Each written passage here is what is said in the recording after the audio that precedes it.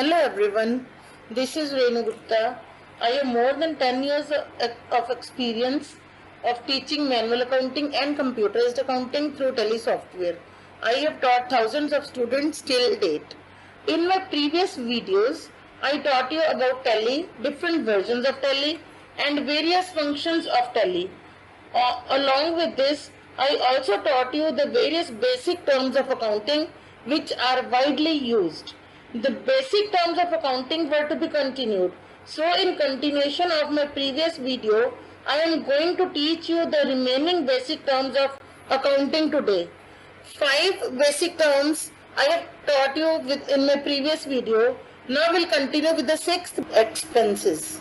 Expenses is the cost incurred for producing and selling the goods. Means the cost which we incur for our business purpose are included in expenses. Suppose we have rented a building and the rent which we pay every month is called expenses. Now the next one is revenue. Revenue means the income of a recurring or regular nature from any source. It consists of amount received from the sale of goods or services rendered. Means the amount received from the sale of good means when we sell goods and the amount which we receive from that, or anything which we get from providing services to customers is included as revenue. For example, we have given a building on rent to someone and the rent we receive is called revenue. Similarly, any type of commission, dividend or interest received is included in revenue. Revenue is regular in nature and it is related with the day-to-day affairs of the business. Now the next one is purchases. Purchases means the purchase of goods of resale purpose or for earning profits. The purchase of an asset is not included in purchases because the asset which you have purchased is not used for resale purpose. The total amounts of goods purchased by a business concern is known as purchases. There are of two types, cash purchases and credit purchases. Cash purchases means when we buy anything and we pay for that immediately. And credit purchases means when we buy anything but we do not pay for that immediately but pay it later on. That is known as credit purchases. Now the next one is sales. Sales means the transfer of ownership from the owners to the customer, or in simple words we can say when we sell the goods to the customers, that is known as sales. The term sale is not used for the sale of an asset because when we sell an asset, that is not included in sales.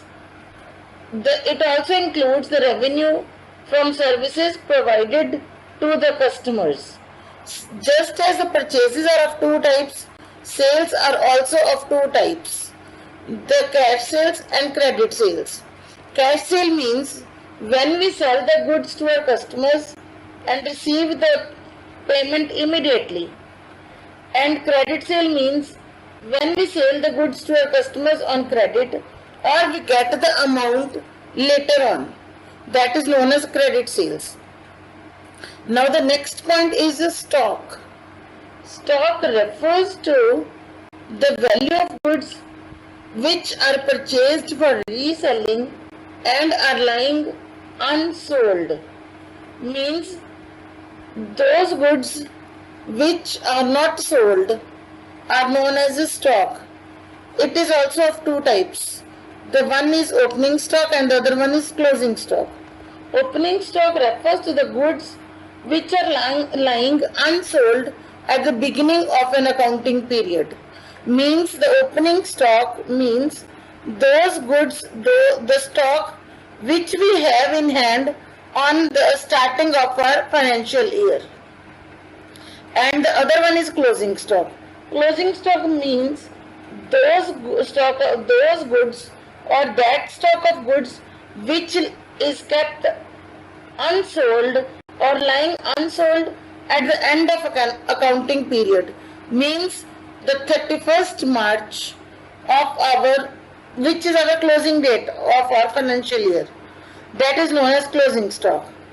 And in Tally, closing stock is also referred to as inventory. So the next point to be discussed is sales return.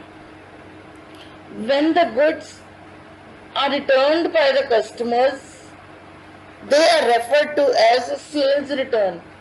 Means when we sell the goods to the customers, they do not found it up to the mark or according to their specification, then they return those goods to our business concerns, and that return of goods is known as sales return. Similarly, purchase return. Purchase return means when we purchase goods from the suppliers and we do not found it according to our specifications, or they are defective or of poor quality, we return them to the suppliers, and then it is known as purchase return. Next is insolvent. Insolvent means when a business, enterprise or firm is not in a position to pay its debts. It is called insolvent. In Hindi, you must have heard the word Diwaliya. Diwaliya is also one and the same thing. Means when a person is not able to pay its debts, then he is declared Diwaliya. So insolvent is basically Diwaliya. You must have heard this word. Then the next one is debtors. When the goods are sold to the customers on credit, those customers are the debtors of our firm. Means when we sell the goods to the customers on credit and have not received the payment from them, or means when those persons owe money to the business for the goods sold to them, are known as debtors. In simple words, we can say debtors are those persons to whom we have sold the goods on credit. Means the customers are the debtors for our firm. And the last point is creditors. The creditors are when we purchase goods from our suppliers and do not pay the amount immediately. Means we purchase the goods from our suppliers on credit, and those suppliers are called the creditors for our firm. So creditors are the persons to whom we have to pay the money, or our business has to pay the money. So I think all of these terms are very clear to you. There are numerous terms, but these terms which I have explained in my 2 videos are widely used. If you like this video, please like it, share it and subscribe my channel, and also give your feedback or suggestions if any in the comment section, and also press the bell icon so that you can get the more updates. Thank you for watching.